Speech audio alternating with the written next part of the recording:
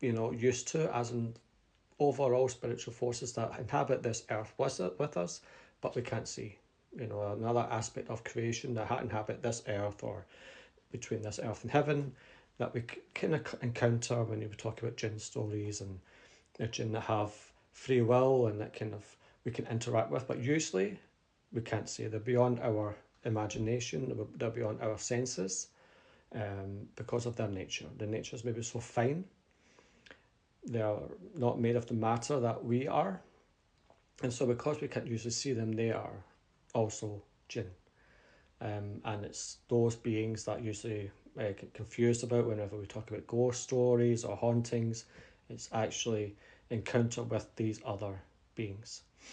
Another term that Muhammad Asad talks about in his appendix that Jinn can refer to is aspects of nature or even human nature that are concealed within us, and that in terms of their cause we can't see, but in terms of their effect we can see.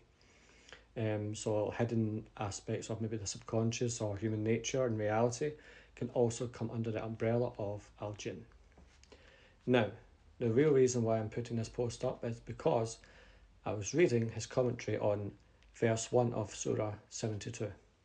Now, this is the verse that talks about when a certain group of Jinn came to the Prophet, peace and blessings be upon him, and heard the Qur'an and said it was a delightful revelation, and were going back to their people to tell them about it.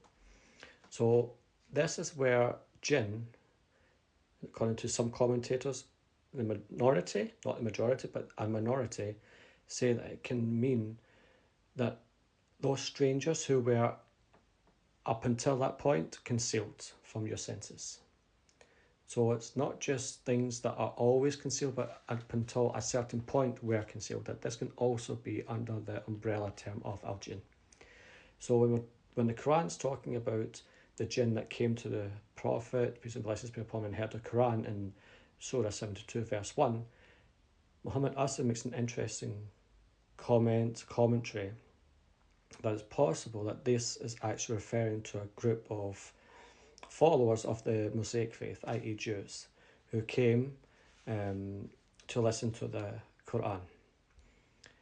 They were, up until that point, unseen. And this is also a viewpoint taken by Tabari, who was a scholar from many centuries ago, and a Persian scholar who was a jurist, who was a historian, and also a Qur'an commentator, who also had this point of view, more specifically that the Jinn, or the strangers who came to the Prophet, who are referred to in this verse, came from somewhere in modern day Iraq. That was really interesting